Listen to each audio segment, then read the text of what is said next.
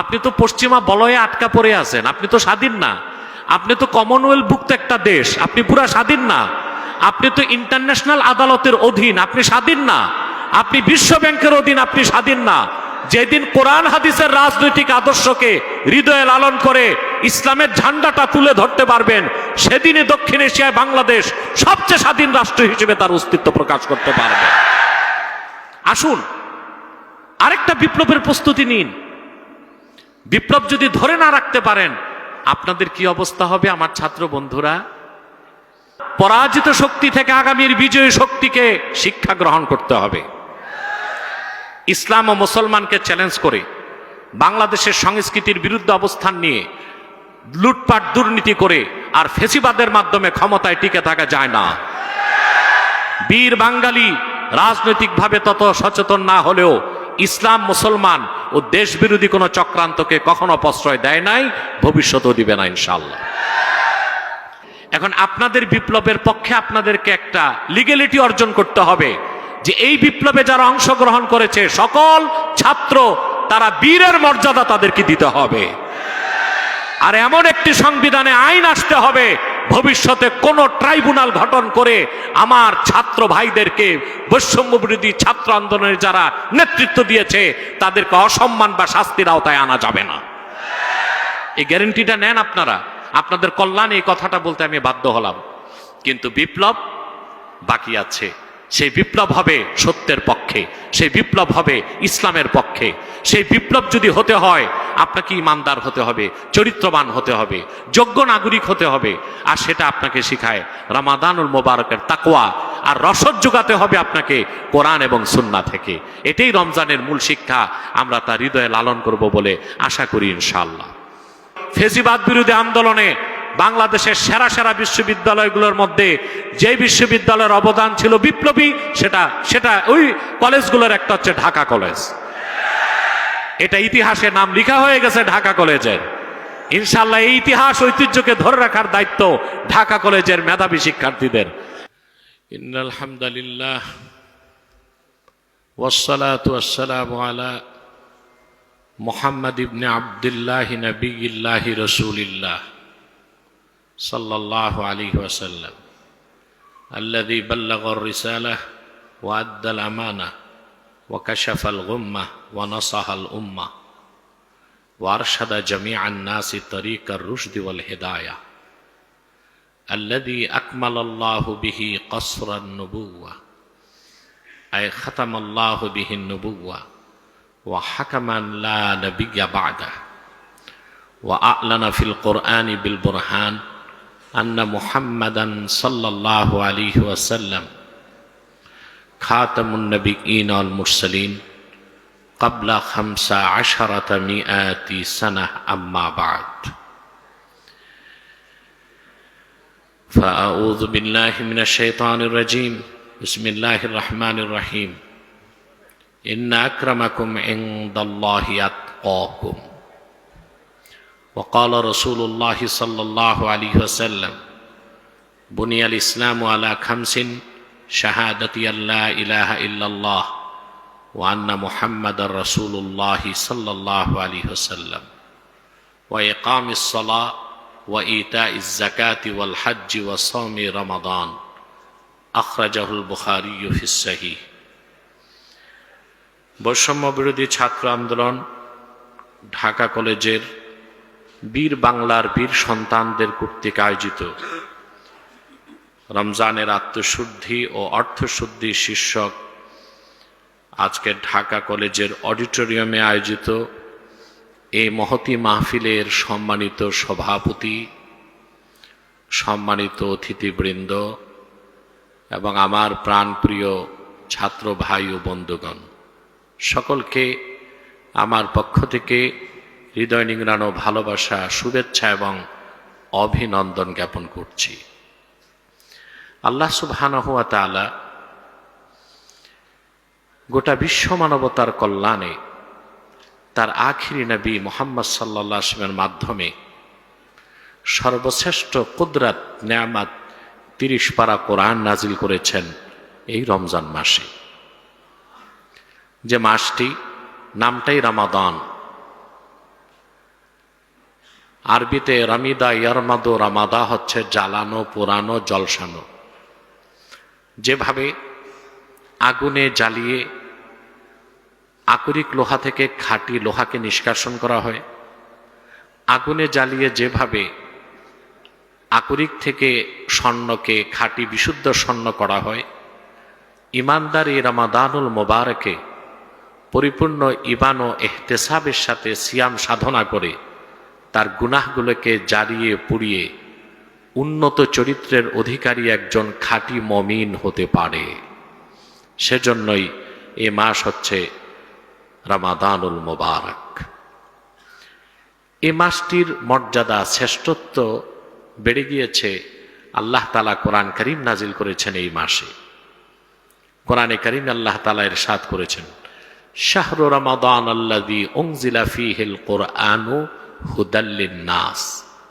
রমজান মাস, যে মাসে অবতীর্ণ হয়েছে পবিত্র কোরআন, হুদাল লিন-নাস। এখানে লক্ষণীয় বিষয়, আল্লাহ এখানে হুদাল্লিল মুসলিমিন শুধু বলেন নাই, হুদাল্লিন নাস বলেছেন। পৃথিবীর সকল যুগের, দেশের, বর্ণের, বংশের মানুষের জন্য কোরআন হেদায়েতকারী। আমরা বলি আলহামদুলিল্লাহ, বলি সুবহানাল্লাহ। কোরআন শরীফের শুরুতে আল্লাহ বলেছেন কোরআন হুদাল্লিল মুত্তাকিন। কোরআন যারা মুত্তাকি, ইমানদার, পরহেজগার, তাদের জন্য হেদায়েতকারী। আবার আরেক জায়গায় আল্লাহ তাআলা বলেছেন, আল্লাহ তাআলা বলেন, ওয়ানাজ্জালনা আলাইকাল কিতাবা তিবয়ানাল লিকুল্লি শাইইন ওয়া হুদাও ওয়া রাহমাতাও ওয়া বুশরা লিল মুসলিমিন। মুহাম্মদ সাল্লাল্লাহু আলাইহি সাল্লাম, এই কোরআন আমি আপনার উপর নাজিল করেছি তিবয়ানাল লিকুল্লি শাই, সব কিছুর সুস্পষ্ট ব্যাখ্যা হিসেবে, যেখানে ইহজাগতিক কল্যাণ, পরজাগতিক মুক্তি, আকাশের উপরের কথা, তার নিচের কথা, জলের কথা, স্থলের কথা, দূর অন্তরিক্ষের কথা, মহাকাশের কথা, বিজ্ঞানের কথা, প্রযুক্তির কথা, দর্শনের কথা, বিজ্ঞানের যত শাখা আছে, কি ফিজিক্স, কি কেমিস্ট, কি জুলজি, কি বোটানি, কি কসমোলজি, কি থিওলজি, মানুষের মানব জীবনের সকল মুক্তি, কল্যাণ, আখিরাতের মুক্তি, সব কথা খুলে খুলে আমি কোরআনে বলে দিয়েছি।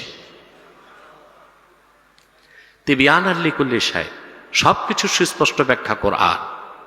তবে আমাদের জন্য না, এটা ছিল রাসূলুল্লাহ সাল্লাল্লাহু আলাইহি ওয়াসাল্লামের জন্য। আমাদেরকে আল্লাহর কোরআনের ব্যাখ্যা নিতে হবে রাসূল করিম সাল্লাল্লাহু আলাইহি ওয়াসাল্লামের সুন্নাহ থেকে।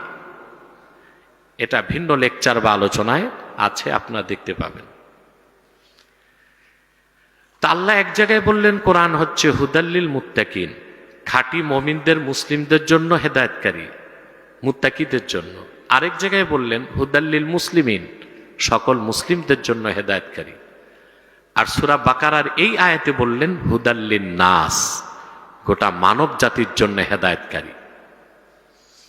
এখন আল্লাহ তাআলা তিনটি স্তরে কথাটি কেন বললেন তা লক্ষণীয় বিষয়।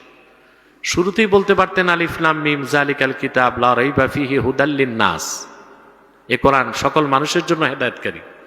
ওই মানুষের মধ্যে তো সবই থাকতো, বিশ্বাসী, অবিশ্বাসী, অ্যাথিস্ট, সোফিস্ট, লেফটিস্ট, রাইটিস্ট, কৃষ্ণাঙ্গ, শ্বেতাঙ্গ, সব মানুষই তো থাকতো। তা না করে তিনি ক্লাসিফাইড করেছেন। প্রথম বলেছেন কোরআন হুদাল্লিল মুত্তাকিন, মুত্তাকিদের জন্য পথ প্রদর্শক। এরপর বললেন হুদাল্লিল মুসলিমিন, মুসলমানদের জন্য পথ প্রদর্শক। এরপর বললেন হুদাল্লিন নাস, গোটা মানব জাতির জন্য পথ প্রদর্শক। তার ব্যাখ্যা কি? বিশ্ববরেণ্য মুফাসসির কাজী বাইজাবি তাফসীর বাইজাবিতে ব্যাখ্যা করেছেন যে পৃথিবীর ইমানদার, বিশ্বাসীগণ, মুত্তাকিগণ আল্লাহর কোরআন থেকে সবচেয়ে বেশি উপকার লাভ করবে।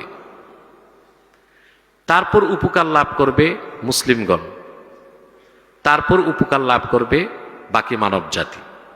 অর্থাৎ পৃথিবীর অবিশ্বাসীরাও যদি কোরআনের অনুসরণ করে, পরকালে তাদের কোনো লাভ নাই, কিন্তু পৃথিবীতে তারা কল্যাণ পাবে, মুক্তি পাবে, সমৃদ্ধি পাবে, নিরাপত্তা পাবে। আর মুসলমানগণ যদি আল্লাহর কোরআনের অনুসরণ করে, তারা দুনিয়াতেও সুখ শান্তি সমৃদ্ধি পাবে, পরকালে মুক্তি পাবে। আর মুত্তাকিগণ যারা, তারা আল্লাহর কোরআনের 100% উপকারে ধন্য হবে। পৃথিবীতে তারা সম্মান, সমৃদ্ধি, শক্তি, শান্তির সাথে আখেরাতে বেহেশতে উঁচু মাকাম লাভ করবে। তাহলে বোঝা যাচ্ছে আল্লাহর কোরআন থেকে সবটুকুন উপকার নিতে হলে আমাদের শুধু মানুষ হলে হবে না, মুসলিম হতে হবে, সুপার ক্লাসের মুসলিম, মুত্তাকি হতে হবে। আর সেই তাকওয়া অর্জন করে মুত্তাকি হবার জন্য 1 মাসের হাতে কলমে প্রশিক্ষণ দিতে আল্লাহ তাআলা রমজানের রোজাকে ফরজ করে দিয়েছেন। প্রিয় বন্ধুরা, লক্ষ্য করে দেখুন, কোরআন নাজিল হয়েছে রমজান মাসে, আর এই পুরা মাসটাকে আল্লাহ সিয়াম সাধনা রোজাকে ফরজ করে দিয়েছেন। কারণটা কি? কারণ হচ্ছে মানুষের 2 ধরনের খোরাক। মুহাক্কিকগণ বলেন, আম্মাল গিযাউ ফাহুয়া নাওআন, খোরাক 2 প্রকার। একটা হচ্ছে গিযাউন তাকুমু বিহিল আবদান, এক প্রকার খাদ্য যা মানুষ গ্রহণ করে দেহকে টিকিয়ে রাখতে, যা গ্রহণ করলে মানুষের দেহ শক্তিশালী হয়, সুঠাম হয়, না খেলে ক্ষুধা লাগে, দেরি করলে মানুষ মরে যায়। আরেক প্রকার খোরাক গিযাউন তাকুমু বিহিল আরওয়াহ, যে খোরাকটা গ্রহণ করলে মানুষ স্পিরিচুয়ালি আধ্যাত্মিকভাবে শক্তি লাভ করে, তার আত্মাটা পবিত্র হয়, পরিচ্ছন্ন হয়, সেই গেজাই রুহের খোরাকটা দুনিয়া থেকে আসে না। দেহের খোরাকটা চাল ডাল গম ফল ফলাদি শাকসবজি মাটি থেকে আসে, কারণ দেহটা মাটি দিয়ে তৈরি, কিন্তু রুহুটা এসেছে আল্লাহর কাছ থেকে। রুহের খোরাক কোরআনটাও এসেছে আল্লাহর কাছ থেকে। আমরা যখন গেজায় রুহ আল্লাহর কোরআনের হেদায়েতকে গ্রহণ করব, তখনই আমরা প্রকৃত মানুষ হতে পারবো। যত বেশি কোরআনের হেদায়েতকে অনুসরণ করব, তত বেশি আমরা চরিত্রবান, সফল, যোগ্য, আখেরাতে নাজাত প্রাপ্ত সুপার কোয়ালিটির মুসলিম হিসেবে নিজেদেরকে গড়ে তুলতে পারব। আর এই কোরআন শুধু আমাদের পারলৌকিক মুক্তির ব্যবস্থা দিয়েছে তা নয়, বরং এই পৃথিবীতে মানুষের বেঁচে থাকার জন্য যত নীতি আছে, শিক্ষানীতি, সংস্কৃতি, অর্থনীতি, পররাষ্ট্রনীতি, রাজনীতি, এই পৃথিবীতে মানুষের জন্য যত নীতির প্রয়োজন তার চূড়ান্ত ব্যাখ্যা ও সমাধান আল্লাহ কোরআন কারীমের মধ্যে রেখে দিয়েছেন। সেজন্য এই কোরআনটা ব্যক্তিগত পর্যায়ে বিশ্বাস করতে হবে পুরাপুরি, আর রাষ্ট্রীয় জীবনে আল্লাহর কোরআনের অনুসরণ করতে হবে, সমাজ জীবনে, রাষ্ট্রীয় জীবনে, অর্থনৈতিক জীবনে, জীবনের সকল ক্ষেত্রে। আমি যে কথাটি বলেছিলাম, আল্লাহ বলেছেন হুদাল্লিল মুত্তাকিন, কোরআন মুত্তাকিদের জন্য পথ প্রদর্শক। কোরআন হুদাল্লিল মুসলিমিন, মুসলমানদের জন্য পথ প্রদর্শক। কোরআন হুদাল্লিন নাস, সকল মানুষের জন্য পথ প্রদর্শক। তো প্রশ্ন আসে, যারা ঈমান আনে নাই, বিলিভার না, বিশ্বাসী না, অমুসলিম আছে না পৃথিবীতে কোটি কোটি, তারা কোরআন অনুসরণ করলে লাভ আছে নাকি? প্রশ্ন আসে না? জি। যদি অবিশ্বাসীরাও কোরআন ও সুন্নাহের অনুসরণ করে, অবিশ্বাসের কারণে পরকালে তাদের মুক্তি নাই, কিন্তু পৃথিবীতে তারা নেতৃত্বে, কর্তৃত্বে, শক্তি, সামর্থ্যে, যোগ্যতায়, দক্ষতায় উন্নতি লাভ করতে পারবে। তার একটা দৃষ্টান্ত আমি দিচ্ছি আপনাদেরকে। এই পৃথিবীতে আমেরিকাকে বলা হয় মাদার অব ডেমোক্রেসি। গণতন্ত্রের বিকাশ ঘটেছে যুক্তরাষ্ট্র থেকে। সেই আমেরিকাতে বর্তমানে যিনি প্রেসিডেন্ট 47তম। আর আমেরিকাতে গণতন্ত্রের চর্চা আমরা মনে করি সবচেয়ে বেশি। আমেরিকাতে প্রায় 250 বছর পার হয়েছে গণতন্ত্রের ইতিহাস। 47তম প্রেসিডেন্ট বসেছে ক্ষমতায়। 250 বছরে কোনো একজন নারীকে তারা রাষ্ট্রপ্রধান বানায় নাই। এটা আমাকে ভাবিয়ে তুলল যে মার্কিনীরা সারা পৃথিবীতে নারী আর পুরুষের সমান অধিকার চায়। আমরা নারী পুরুষের সমান অধিকার চাই না, ন্যায্য অধিকার চাই। কত ক্ষেত্রে ইসলাম নারীর অধিকার বেশি দিচ্ছেন, কত ক্ষেত্রে পুরুষের অধিকার বেশি দিয়েছে। নারী পুরুষ সমান অধিকার, এটা অনৈতিক, অযৌক্তিক, অবৈজ্ঞানিক। আপনার ডক্টর জাফরুল্লাহর সাথে আমার একটা ডিবেট হয়েছিল, দেখবেন। ডক্টর জাফরুল্লাহ তো ডাক্তার ছিল, লন্ডন থেকে পড়ে আসছে। তো তাকে আমি বিজ্ঞান দিয়ে বুঝালাম।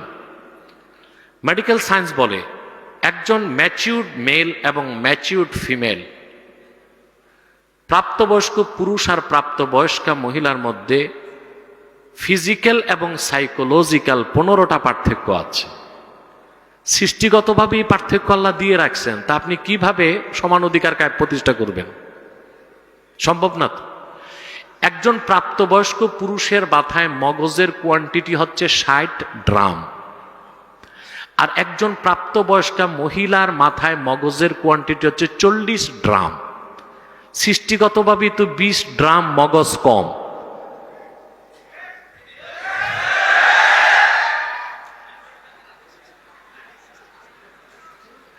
আপনারা হই করে তো আমাকে নারী বিদ্বেষী প্রমাণ করে দিবেন, এটাই তো বাস্তবতা। তো এইভাবে সৃষ্টিগতভাবে 15টা পার্থক্য আল্লাহ রেখে দিয়েছেন পুরুষ আর মহিলার মধ্যে। অথবা নারী পুরুষ সমান অধিকার, এটা পাগলের প্রলাপ ছাড়া আর কিছু না। আমরা বলি ন্যায্য অধিকার। যেখানে নারীর অধিকার বেশি, বেশিটা মানি, যেখানে পুরুষের অধিকার বেশি, বেশিটা মানি। প্রিয় বন্ধুরা, এখন আমি চিন্তা করলাম যুক্তরাষ্ট্রে 250 বছর গণতন্ত্রের চলে গেছে, একজন মহিলাকেও কেন প্রেসিডেন্ট বানালো না? এটা একটা প্রশ্ন কিনা, আপনাদেরও আছে কিনা? দেখেন, যুক্তরাষ্ট্রে যারা থিঙ্ক ট্যাঙ্ক এবং পলিসি মেকার, এই ক্ষেত্রে তারা ইসলামের রাজনৈতিক আদর্শকে অনুসরণ করে। ইসলাম নারী নেতৃত্বকে নিরুৎসাহিত করে। আবু দাউদ শরীফের হাদিস, রাসূল করিম সাল্লাল্লাহু আলাইহি ওয়াসাল্লাম ইরশাদ করেছেন, লা ইউফলিহা কওমুন ওয়াল্লাহু আলাইহিম ইমরাআ। যে জাতি তাদের নেতৃত্বে চিফ এক্সিকিউটিভ হিসেবে কোনো নারীকে বসাবে, ওই জাতি কখনো সফলতা লাভ করবে না। যুক্তরাষ্ট্রের থিঙ্ক ট্যাঙ্ক এবং পলিসি মেকাররা ইসলামকে বিশ্বাস করে না, কিন্তু এতটুক জানে কোরআন হাদিসে যা আসছে তা ধ্রুব সত্য, মহাসত্য। তাদের পার্থিব সফলতা সমৃদ্ধির জন্য তারা সেজন্য নারী নেতৃত্বকে পাশ কেটে চলে যায়। যদি অমুসলিমরা কোরআন হাদিসের কিছু বিধান মানলে এতটুকু সফলতা দুনিয়া লাভ করতে পারে, আমরা যদি জীবনের প্রতিটি মৌলিক ক্ষেত্রে সে কোরআন আর সুন্নাহ মানতাম, তাহলে পৃথিবীতে আমরাই নেতৃত্ব দিতাম, কর্তৃত্ব করতাম, আমরাই সফল সমৃদ্ধ ইনসাফ ভিত্তিক রাষ্ট্র কায়েম করতে পারতাম, আমরাই ভালো মানুষ, সুপার কোয়ালিটির মুসলমান হতাম, আর আমরা পরকালে সবার আগে মুক্তি পেয়ে আল্লাহর জান্নাতে যেতে পারতাম। তাহলে আমাদের আজকে কি শিক্ষাটা কি নিব আমরা? যে আমাদের আত্মশুদ্ধির জন্য, অর্থশুদ্ধির জন্য কোরআন সুন্নাহর আলোকে জীবন গঠন করতে হবে। কিন্তু সেই সুযোগ আমাদের রাষ্ট্র আমাদেরকে দিচ্ছে না। মাদ্রাসায় যারা পড়ে তারা কোরআন হাদিস পড়তেছে, স্কুল কলেজ ভার্সিটিতে কোরআন হাদিসের মৌলিক শিক্ষাকে, কোরআন হাদিসের বুনিয়াদী শিক্ষাকে পাঠ্যপুস্তকের অন্তর্ভুক্ত করতে হবে প্রাইমারি থেকে বিশ্ববিদ্যালয় পর্যন্ত। তাহলে আমরা ভালো টিএনও, ইউএনও, মন্ত্রী, এমপি, সচিব, আমলা, ব্যারিস্টার, ম্যাজিস্ট্রেট, অফিসার পাবো, সাথে তাদের প্রত্যেককে দেখব চরিত্রবান, পরকালে বিশ্বাসী, আল্লাহওয়ালা বুজুর্গ। এটি তো বাংলাদেশের মূল ক্রাইসিস, দুর্নীতি। হেনরি কিসিঞ্জার 72 সালে বলেছিল দেশ স্বাধীনের পর বাংলাদেশ তলাবিহীন ঝুড়ি, আর 2024 সালে এসে আমরা পেয়েছি ঝুড়িবিহীন তলা। আগে ছিল তলা, ছিল না ঝুড়ি, এখন আছে ঝুড়ি নাই তলা। কত টাকা পাচার হয়েছে বিদেশ, দুর্নীতিবাজরা পাচার করেছে আপনারা জানেন? আপনাদের প্রত্যেকের মাথা পিছু ঋণ হচ্ছে 1,07,000 টাকা। এবং আমি ব্যক্তিগতভাবে বিশ্বাস করি পাচার হওয়া একটি টাকাও ফেরত আনা সম্ভব হবে না। কারণ এই যে চুরিটা হয়েছে এটা পুকুর চুরি না, মহাসাগর চুরি। এই চুরির টাকা যেখানে গেছে ওরা আবার আন্তর্জাতিক মানের চোর। চুরিতে তারা ওয়ার্ল্ড ক্লাস স্ট্যান্ডার্ডিটিকে মেনটেন করে। সেজন্য ছোটখাটোরা কেউ জেলে, কেউ জঙ্গলে। এখন কিছু আছে জেলে, বাকিরা জঙ্গলে। আসাম ত্রিপুরার জঙ্গলে ঘুরতেছে বেচারারা, হয়তো বা কাঁটাতারের বেড়া দিয়ে উকি ঝুঁকি দিয়া দেখে সোনার বাংলা কেমন আছে, দেখে সব ঠিক আছে, ওরাই নাই। কেন বললাম? পরাজিত শক্তি থেকে আগামীর বিজয়ী শক্তিকে শিক্ষা গ্রহণ করতে হবে। ইসলাম ও মুসলমানকে চ্যালেঞ্জ করে বাংলাদেশের সংস্কৃতির বিরুদ্ধে অবস্থান নিয়ে লুটপাট দুর্নীতি করে আর ফেসিবাদের মাধ্যমে ক্ষমতায় টিকে থাকা যায় না। বীর বাঙালি রাজনৈতিকভাবে তত সচেতন না হলেও ইসলাম, মুসলমান ও দেশ বিরোধী কোনো চক্রান্তকে কখনো প্রশ্রয় দেয় নাই, ভবিষ্যতেও দিবে না ইনশাআল্লাহ। এই যে রাষ্ট্রের মেরামত বা সংস্কার করতে হবে, কিছু পলিসি চেঞ্জ করলে হবে না। পলিসি মেকার যারা, তাদের চরিত্র বদলাতে হবে। সেটার জন্য অক্সফোর্ড আর ক্যামব্রিজ থেকে ডিগ্রি আনলে হবে না, তাকওয়া লাগবে। আর সে তাকওয়ার শিক্ষা দেয় রমাদানুল মুবারক। সে তাকওয়ার পাথেও নিতে হবে কোরআন এবং সুন্নাহ থেকে। তাহলে বোঝা যাচ্ছে আমরা যদি কোরআন হাদিসে বিশ্বাসী হই আর কোরআন হাদিসের শিক্ষায় শিক্ষিত হই, তারপরে যদি তাকওয়া ভিত্তিক জীবন গঠন করি, তাহলে আমরাই হব ভালো মুসলিম, সুনাগরিক, দেশপ্রেমিক, দুর্নীতিমুক্ত। এবং এইরকম মানুষ যখন আমাদের দেশের বিভিন্ন অর্গানাইজেশনগুলোর দায়িত্ব নিবে, যে ফাংশনাল স্ট্রাকচারের উপর দেশ দাঁড়িয়ে আছে বা ডিপ স্টেটকে যারা কন্ট্রোল করে, ওখানে যদি আমরা এই তাকওয়াবান ভালো মানুষগুলোকে পাঠাতে পারি, তা বাংলাদেশ অবশ্যই দুর্নীতিমুক্ত হবে, তাতে কোনো সন্দেহ নাই। তাকওয়া ভিত্তিক জীবন গঠনের কোনো বিকল্প নেই। একজন মানুষ যখন তাকওয়া অর্জন করে, এই রমজান আমাদের কি শিখায়? আমরা রোজা রাখি সকাল থেকে সন্ধ্যা, কিন্তু আমরা চুপে চাপু কি এক ঢোক পানি পান করতে পারি? কার ভয়তে? অন্য সব ইবাদতে লৌকিকতার সুযোগ আছে, শুধু রমজানের রোজায় লৌকিকতার সুযোগ নাই। আল্লাহ তাআলা বলেছেন হাদিসে কুদসি, আল্লাহর হাবিব সাল্লাল্লাহু আলাইহি ওয়াসাল্লাম বলেছেন, মহান আল্লাহ বলেন, আস-সাওমু লি ওয়া আনা আজজি বিহ, রোজা একান্তই আমার জন্য আর আমি রোজাদের পুরস্কার নিজে দান করব। কারণ যে নামাজ পড়তেছে তার নামাজে লৌকিকতা থাকতে পারে। যে কোরবানি দিচ্ছে, 3 লাখ টাকার বড় গরুটা কোরবানি দিল, ওখানে কোরবানি উদ্দেশ্য পুরা নাই, কিছু লৌকিকতাও আছে। যে লম্বা দাড়ি রাখলো, তার লৌকিকতা থাকতে পারে, মানুষ তাকে ট্রাস্ট করবে। কিন্তু রোজাটা একান্তই আল্লাহর জন্য। অর্থাৎ যে রোজা রাখলো, সে সকাল থেকে সন্ধ্যা পর্যন্ত এক ঢোক পানি পান করলো না আল্লাহর ভয়তে। এটাই তো তাকওয়া। রোজা তো আমাদের এটাই শিখায় যে আল্লাহ তাআলা সবকিছু দেখেন, সবকিছু জানেন, সবকিছু করতে হবে আল্লাহর সন্তুষ্টির জন্য। তাহলে যে ব্যক্তি বিশ্বাসটা আছে যার অন্তরে যে আল্লাহ আমাকে দেখতেছেন, আমার প্রতিটি আমল লিপিবদ্ধ হচ্ছে, সে কখনো সুদ খাবে না, ঘুষ খাবে না, খাদ্যে ভেজাল মিশাবে না, রোজা রেখে দ্রব্যমূল্যে সিন্ডিকেট করে দ্রব্যমূল্যের দাম বাড়াবে না। পৃথিবীর সব জায়গায় রমজান মাসে দ্রব্যমূল্যের দাম কমে, আর বাংলাদেশের দ্রব্যমূল্যের দাম বেড়ে যায়। কারণ বেগুন হয় আগুন, রমজানের আগে যা বকরিও খায় না, এই বেগুন হয় 70 টাকা কেজি। কারণ বাঙালি মনে করে বেগুনি ছাড়া ইফতার করলে ইফতারি হবে না। আমরাও পারি কিন্তু বেগুনটা বাদ দিয়ে দিতে, পেঁপে দিয়ে বানায় পেপিনি নামেও তো খাইতে পারি। বেগুনি খেতে হবে এমন তো কোনো কথা নাই। তো সিন্ডিকেট ব্যবসায়ীগুলোকে যে দেখবেন, এরা নামাজও পড়ে, রোজাও রাখে। অর্থাৎ গোটা রাষ্ট্রের সিস্টেমটাই পচে গেছে, নষ্ট হয়ে গেছে। এটাকে সংস্কার করতে হলে পশ্চিমা আদর্শ চলবে না, এখানে ইসলামের কালজয়ী মহান আদর্শকে গ্রহণ করতে হবে।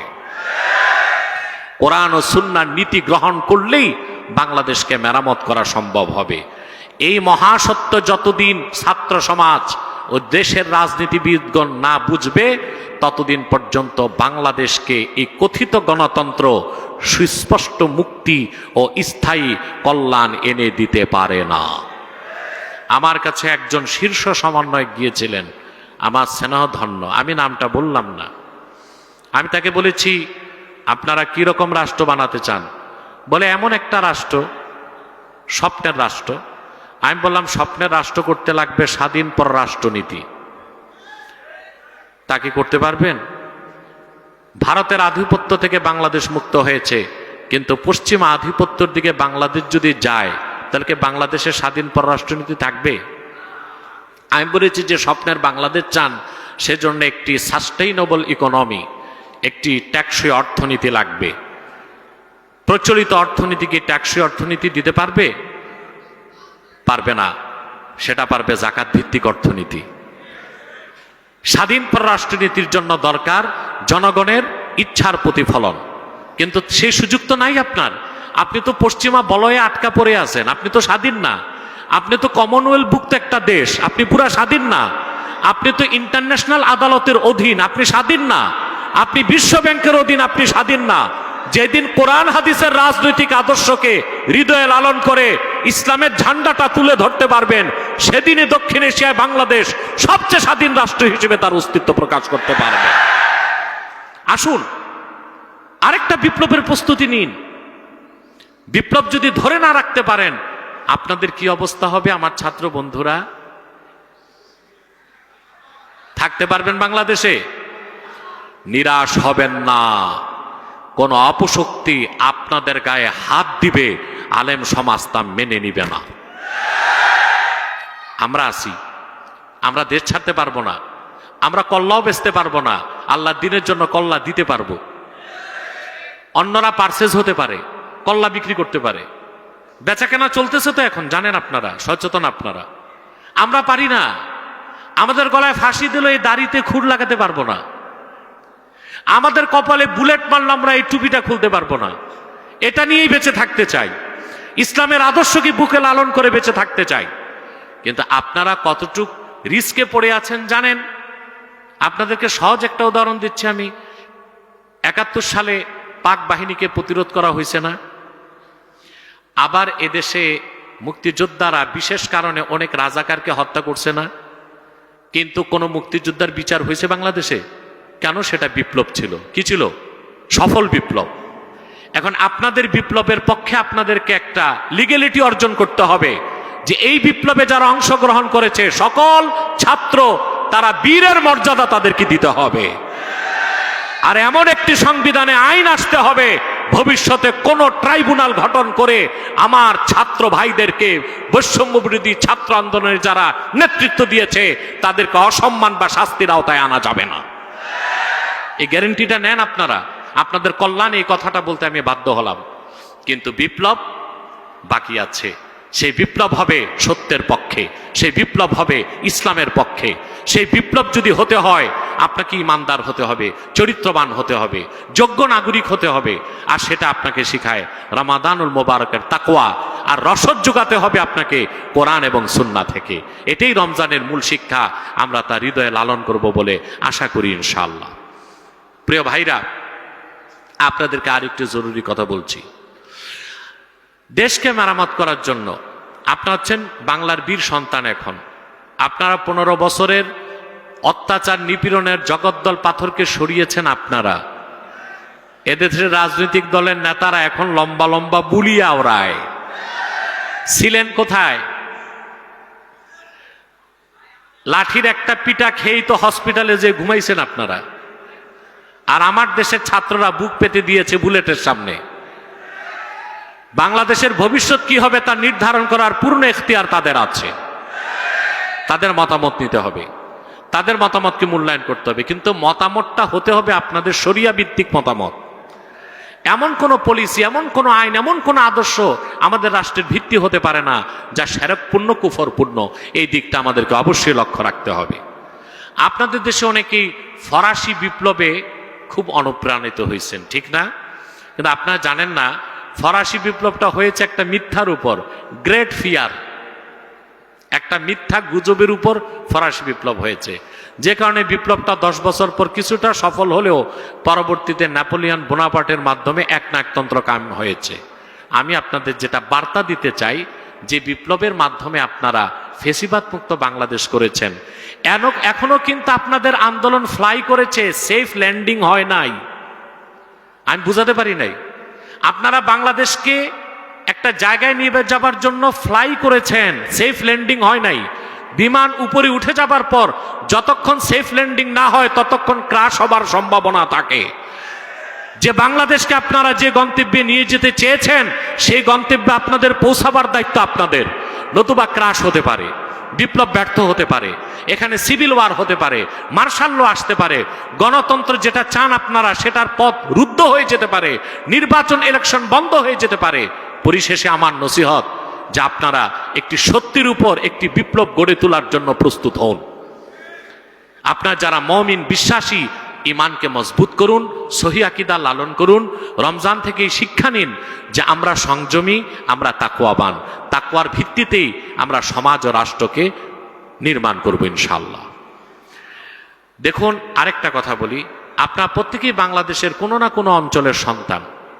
আপনারা প্রত্যেকেই আপনার নিজের সমাজটাকে বদলে দিতে পারেন, এটা সম্ভব আপনার দ্বারা। রাষ্ট্রবিজ্ঞানে একটি কথা আছে, society is great than state. রাষ্ট্র থেকে সমাজ বড়।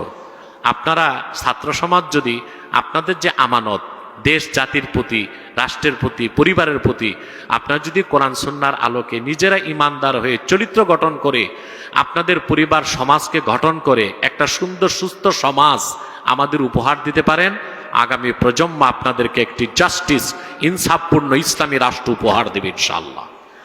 সেটাই আপনাদের প্রকৃত মুক্তি এবং কল্যাণ। সেই পথে আমাদেরকে এগোতে হবে। আল্লাহ যেন আমাদেরকে কবুল করেন, মঞ্জুর করেন। আপনাদের প্রতি আমার বিশেষ নসিহা, আল্লাহর কোরআনকে পড়ুন তর্জমা ও ব্যাখ্যার সাথে। আপনারা খোঁজ নিয়ে দেখবেন, ইউরোপ আমেরিকায় যারা রাজনীতি করে, প্রেসিডেন্ট হয়, প্রধানমন্ত্রী হয়, তারা তিনটা বিষয়ে পড়াশোনা করে। প্রথম হচ্ছে থিওলজি, ধর্মতত্ত্ব। তারপরে হিস্টোরি পড়ে তারা, হিস্ট্রি, ইতিহাস। 3 নাম্বার তারা গ্রিক দর্শন, ফিলোসফিটা পড়ে। কারণ তারা অধিকাংশই সফিস্ট। সফিস্ট হচ্ছে সেই লোক যে মহান আল্লাহর তাওহীদ বিশ্বাস করে কিন্তু কোনো ধর্ম মানে না। আর অ্যাথিস্ট হচ্ছে সেই লোক যে আল্লাহর তৌহিদকে বিশ্বাস করে না, কোনো ধর্ম মানে না। আমরা অধিকাংশ যারা, আমরা সফিস্ট না, এথিস্ট না, আমরা শুধু রাইটিস্ট না, আমরা ইসলামিস্ট। আমাদের হৃদয়ে ইমানকে আমরা লালন করি। অথবা আমরা সুপার কোয়ালিটির মমিন মুসলমান যদি হই, আমরা মুত্তাকি হতে পারবো। আর আপনি যদি মুত্তাকি হয়ে যান, তাহলে আপনি পৃথিবীতে কল্যাণ পাবেন, সুখ পাবেন, নিরাপত্তা পাবেন, আখেরাতে পাবেন আল্লাহর জান্নাত, যেটা আমাদের পরিপূর্ণ সফলতা। আল্লাহ তাআলা ওয়াদা করেছেন কোরআন কারীমে, ওয়াল্লাযীনা জাহাদু ফীনা লানাহদিয়ান্নাহুম সুবুলানা ওয়া ইন্নাল্লাহা লামাআল মুহসিনিন।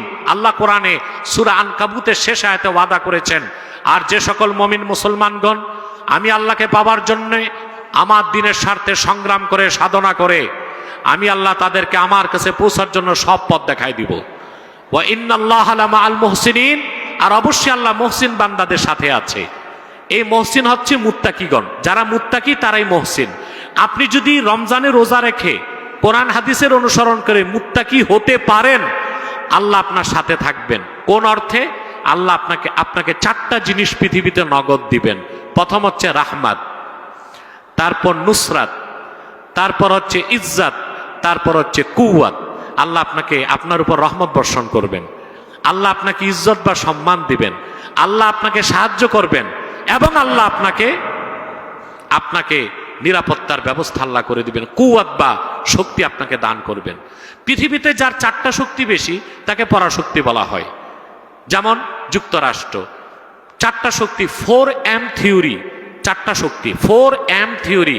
প্রথম হচ্ছে মানি, পয়সা, তারপর হচ্ছে মাসাল, শক্তি, তারপর হচ্ছে মিডিয়া, তারপর হচ্ছে ম্যান্ডেট। এই 4টা আমেরিকার সবচেয়ে বেশি, সেজন্য তাকে বলা হয় পরাশক্তি।